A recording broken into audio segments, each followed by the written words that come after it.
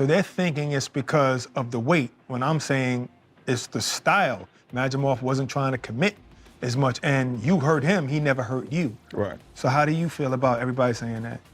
Well, I laugh. I won the fight. They making it seem like I lost. Everyone keeps talking like Terence Crawford struggled at 154, but when Bud was asked if weight was the issue, he didn't flinch, he laughed. After making a dominant leap through divisions, Terence Crawford stepped up to 154 to face Israel Madrimov, but even in victory, critics started chirping. Some, including Eddie Hearn, claimed Crawford didn't look the same and blamed the extra weight. They knew they had to win that last round. They knew how close that fight was. And I was just a bit frustrated that, you know, it wasn't a split, or we didn't get a little bit more respect. One of the judges had Crawford winning the last 4 rounds and the first 4 rounds, and I just don't see that. I don't see that Crawford wins that fight 8-4. Some people did. Some people thought Madrimov won the fight 7-5. I was one of them, but disappointed not to get a little bit more of a shake. I'm probably still better than you at hooping as well, but I'm definitely You ain't better than me in nothing. Darts. And talking, that's it. Talking? You talk a good game. You ain't better than me in nothing. Darts. Nothing. Darts. Nothing. Darts. Today. You're very nervous today. I don't know what's wrong with you. I've been here. Your energy's all off. I've been here. But Crawford says the narrative is all wrong. Not only did he never feel in danger, he claims the fight was never even close. And now he's speaking directly to the doubters. Man, you gotta understand, that's his fighter. You know, he's gonna say anything that he can to hype it up. You know, he knows that guy lost, and so do his team, and so do he. He said, "Oh, you told me." In the couples, but knock Eddie Hearns out. Oh, you love to do that, wouldn't you? Nah, hell no. You in darts? I know you did. You in running? You could never beat Eddie in darts. No, he did. He did. Eddie, you disrespect me. No, Eddie told me he let you beat him. That's what Eddie said. He said, Eddie want to go again. He said, I let him beat. Ain't no let. Eddie's competitive. He did beat me. I was gutted. No, I think that night in August, he was like, no, I don't know about that. I think, no, Eddie was, I believe Eddie was saying that. Eddie was complaining about the scorecards. Nobody said Madrimov. Eddie was saying that it was closer than that, and maybe Madrimov could have won. He was saying, I think he was. I think he was. He's trying to get you mad at Eddie. No, I'm not. He ain't gonna get mad at Eddie. Listen. That fight wasn't close at all. I didn't think so either. I gave Madrimov 3-4 rounds max. I was calling a fight, so I wasn't counting the rounds. 3 to 4 rounds max. You know, and I was comfortable in there. Like, I didn't have a worry in the world. Did he ever hurt you at any time? Never. Following Crawford's win at 154, some critics pointed to his performance as evidence that moving up in weight was beginning to take a toll. Among them, Eddie Hearn questioned whether Crawford could continue bridging the size gap as he targets fighters at 168. How is Crawford going to be able to bridge this weight gap? Yeah, I don't think he can, in all honesty. I mean, he might not be able to bridge it on Saturday. Yeah. So, one weight class. 68, yeah, but you're coming up from 35. 35, 40, 47, 54. Sooner or later, it's one too many. And 68 is definitely too many. Despite acknowledging Crawford's past success through multiple divisions, Hearn believes super middleweight is a limit that even Crawford may not be able to overcome physically. But Crawford's brilliant. Like, he's a genius. He's a generational great. So maybe he can find a way to do it. But I feel he'd be hugely outsized against Canelo Alvarez. Yeah. But you have to use your movement if you're Terence Crawford in that fight. The last thing you want to do is stand and trade. He'd be moving a lot in that fight, trust me. I'm not saying he'd be running, but he would be moving a lot. Of course, that's the way to beat him. Yeah. You know. Hearn doesn't rule out Crawford's chances entirely. He notes that Crawford's ring IQ and movement would be key, but stresses that the physical disadvantages against a natural 168-pound fighter like Canelo remain significant. After his dominant yet methodical win over Israel Madrimov, Terence Crawford found himself under fire, not for losing, but for not delivering the kind of fireworks fans expected. Some called it too cautious, others called it boring. But Crawford wasn't rattled. He stood firm and fired back with quiet confidence, making it clear that the critics simply don't understand his game. I thought it was a great performance. You know, I thought I did what I wanted in the ring. I thought I picked it up when I wanted to. I thought I banged when I wanted to, boxed real well. He reminded everyone that styles make fights, and Madrimov isn't Canelo. Far from it. I don't take nothing from it, you know, because styles make fights, and Canelo has a different style than Israel Madrimov. So, you know, we just go from there. So while fans might compare the two, Crawford sees each opponent as a new puzzle, and he's more focused on solving the next one than proving anything to the last. And when it comes to the legacy-defining showdown with Canelo, Crawford made it clear, this fight is everything. And when asked about the possibility of losing, Crawford shut it down without hesitation. I would do everything for my legacy and my career, you know, and I'm looking forward to it. Have you considered at all what happens if you lose? No, not at all. I don't think about losing. I'm too busy thinking about winning. This isn't a fighter chasing money, it's a legacy play. Crawford isn't just showing up to fight Canelo, he's coming to win. But critics are not even paying attention. Teddy Atlas also addressed the criticism surrounding Crawford's performance at 154 pounds, particularly after his fight against Israel Madrimov. Many argued that Crawford looked less dominant and that this exposed his physical limitations above welterweight, but Atlas believes those criticisms stem more from misjudging Madrimov's abilities than any real decline in Crawford's. Well, Canelo's too big. He's too big, and, you know, Crawford, as good as he is, he stepped up with Madrimov, and he struggled a little bit. You know, he won, but it was more competitive than we thought. Well, we didn't understand how good Madrimov was because we underestimated, because he only had 10 pro fights, but he had 300 amateur fights. He was a good, solid fighter, right? And he's on this card, of course, but he was a good, solid fighter. We didn't understand that, so we started to knock down Crawford a little bit because our expectations were so high, and that's wrong. Atlas pointed out that Crawford did exactly what elite fighters do. He adapted and won. Rather than showing weakness, the fight revealed Crawford's ability to shift gears and respond under pressure. According to Atlas, dismissing his win at 154 because it wasn't a blowout is a flawed way to assess greatness. While most analysts see size and power as the key advantages for Canelo Alvarez at 168, Atlas reminds us that boxing history is filled with examples where speed, skill, and adaptability have trumped size, particularly when elite-level talent is involved. And I said, yeah, you're saying that De La Hoya's big, he's strong, he's got the power edge, he's got this edge, but the other guy's quicker. And that's going to be an edge, and it was an edge. Maybe he's got the advantages. Like the first time Pacquiao fought De La Hoya. And I know De La Hoya was having trouble with weight and all that. I get it, and that's fair. But still, I remember I picked that one. Every once in a while I pick one right. I remember that I picked that one where Pacquiao's going to win. And I said, yeah, you're saying that De La Hoya's big, he's strong, he's got the power edge, he's got this edge, but the other guy's quicker. And that's going to be an edge, and it was an edge. So at the end of the day, you have an argument on both sides. Who really has the advantage? I want to find out. I want to see. Is it the great big one or the great little one? You know, who has the advantage? I ain't going away. As big as the resume is for Canelo, and it's big, and it's tremendous, and it's strong. Everyone that he's fought, all the fighters. And Crawford's a little smaller, but he's fought good fights, but a little smaller. And he's won titles at different weight classes. Atlas draws parallels between Crawford and fighters like Pacquiao, who defied weight class expectations. He emphasizes that Crawford's quickness, ring IQ, and timing may offer an edge that offsets Canelo's size and strength, just as Pacquiao once did against De La Hoya. Despite the physical mismatch on paper, Atlas ultimately sides with Crawford, not because Canelo isn't great, but because he believes Crawford possesses rare, unteachable gifts that separate truly special fighters from even the elite. I'm one of the people that thinks Crawford is very, very special. I'm not saying Canelo's not, but I think he's special in a different way, where he's got instincts that not everyone has. Yeah. That it's the timing, it's the instinctual things, the X factors, the intangibles that he has. And I think they're going to show themselves. I really do. And I can't wait. Yeah. I can't wait.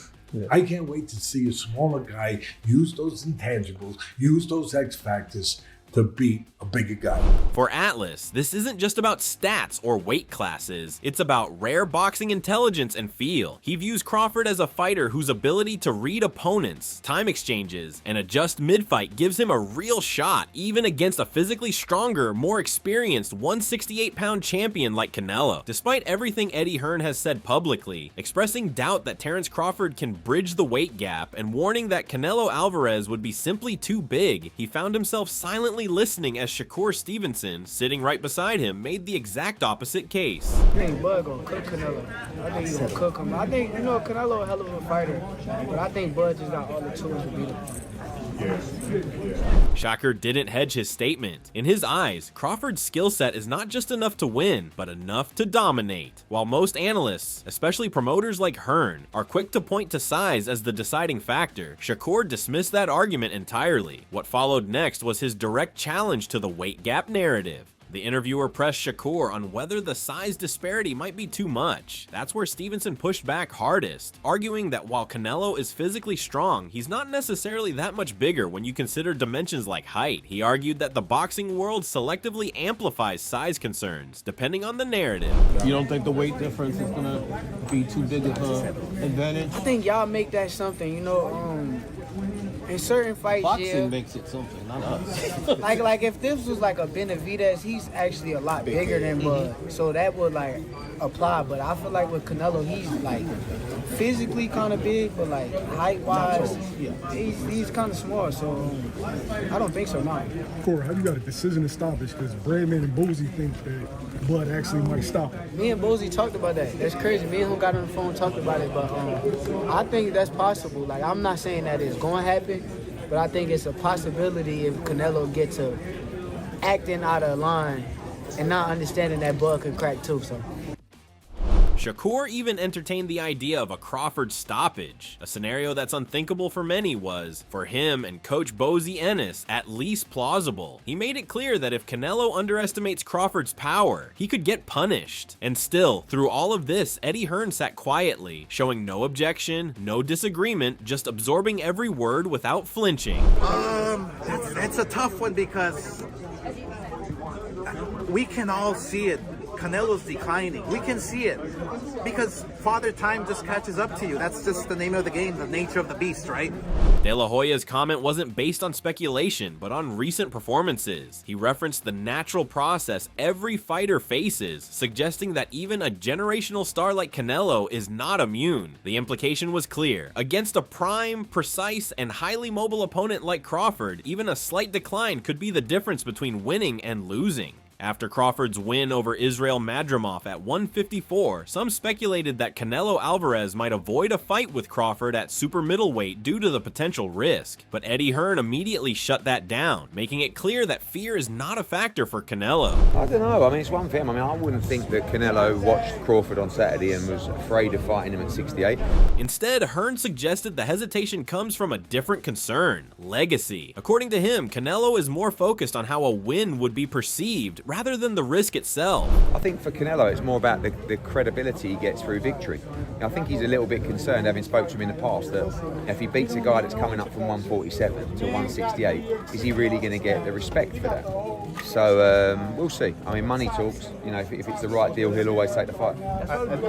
Hearn's remarks framed the potential Canelo versus Crawford bout as less about fear and more about optics. While Canelo sees the fight as winnable, the challenge lies in whether the boxing world will value that win or dismiss it due to Crawford's size. But as Hearn bluntly adds, if the money's right, Canelo will take it regardless. Canelo Alvarez has also come under fire following his recent performance against William Skull, which drew the harshest criticism. Fans and pundits alike pointed to the lack of urgency, minimal engagement, and overall safety-first approach, calling it one of the least entertaining fights of Canelo's career. Jake Paul didn't waste the moment to insert himself into the Canelo-Crawford conversation, using Canelo's widely criticized performance against William Skull as ammunition. Reacting to the uneventful bout, Jake fired shots at both men, claiming, "He would have done better than Skull." 1,000%, without a doubt. I would have beat Canelo, and this is what I've been saying. He's over the hill. But he didn't stop there. Despite the buzz around a potential Crawford versus Canelo clash, Jake poured cold water on the hype. But I just think that this has more hype around it, and we just saw them come off of some boring-ass fights, and they're probably just going to sit there and dance for 12 rounds. His comment struck a nerve with many fans, especially as Canelo faces mounting scrutiny for his recent performances, and Crawford still has to prove he can carry his power and speed up to 168. But while Jake Paul ridiculed the matchup as boring and dismissed Canelo's performance against Skull, Canelo Alvarez clearly isn't entertaining any jokes this time. I probably kill him. You probably kill him. That's what I would say. Despite the criticism over his last outing, the Mexican superstar is now flipping the script, doubling down on his size, strength, and experience as the deciding factors. The way Canelo sees it, Crawford isn't daring to be great, he's daring to be broken. While Canelo is banking on his power and experience, not everyone sees it playing out in his favor, especially if Crawford walks through the fire. Lonnie B, one of the few to break the fight down from both a technical and psychological angle, pointed to a crucial factor that could swing the bout entirely. I think Crawford don't move as much as Skull. Crawford gonna try to fight. Crawford is a dog. I'm like on the fence with it because Crawford is really a smaller guy and Canelo's a bigger guy. But you can't judge off Canelo's last 2 fights because 2 different styles. You know what I'm saying? Like Crawford gonna be trying to win. Crawford gonna be really trying to win. And Canelo have his best fights with guys like that. But Lonnie didn't stop there. When pressed on whether Crawford could handle the power, he made his boldest prediction yet. Crawford is a dog, he got hurt. If Crawford can take Canelo power, I got Crawford destroying Canelo, if he can take his power. For Lonnie, it's not just about skill, it's about grit, mindset, and how Crawford reacts when the shots start landing. While some believe Terence Crawford's skill set can carry him up to super middleweight glory, legendary trainer Abel Sanchez isn't sold on the fairy tale ending. Sanchez, who's trained some of boxing's most dangerous punchers, believes Canelo's size, experience, and mental focus will be too much, especially when the moment demands it. But I still think that Canelo will get up for Crawford and will beat Crawford and maybe have a couple fights after that and then call it a day. He's had a great career. I don't think that Crawford at this stage is going to be able to do what Skull did. I don't think that he will be able to run, and that's exactly what he was, running from Canelo. So if he stands there with Canelo, he will be successful as Kell Brook was with Golovkin in the first 3 or 4 rounds because of speed, because of size, because of who he's fought, how he's fought in the past as far as the weight-wise. So his hand speed will be a little bit better. But once Canelo dials in, as you've seen in before the Skull fight in the last 3 or 4 fights, 5 fights after, before a Skull, Canelo by the 5th or 6th round, it becomes a sparring match. I mean, he's beating up on guys like, he has no fear of getting hit, has no fear of getting hurt. Sanchez described what typically happens when Canelo adjusts by round 5 or 6. He starts landing clean, calculated shots with no fear of return fire, turning the rest of the fight into a one-sided beatdown. And then came the chilling warning. So if it goes past the 6th, 7th round, I think Canelo makes it a sparring match again, and Crawford's going to get hit with shots he's never been hit with before, from a guy that just lets it all go. Whenever you move up in weight like that, it's not the weight that makes a difference to me. It's the type of fighters he's been fighting and what he's been getting hit with. All of a sudden, he's going to get hit with a light heavyweight shot that is going to be totally different. It won't be a ball-peen hammer, it'll be a sledgehammer he's getting hit with. To Sanchez, the danger isn't just the size. It's that Crawford has never been hit by someone who throws with the same explosiveness and density as a super middleweight with Canelo's pedigree. He doesn't deny Crawford's greatness, but believes this kind of power at this level could break through everything Crawford's ever relied on. Despite all the doubts about his size, the critics questioning his power, and the veterans warning him about Canelo's sledgehammer shots, Terence Crawford isn't flinching. He knows exactly what he's walking into, and instead of trash talk or bravado, Crawford responded with calm clarity, framing the potential Canelo fight not as a mismatch, but as a true chess match between 2 elites. It's going to be a tough challenge on both sides. He's going to have some challenges. I'm going to have some challenges. That's what great fights is about.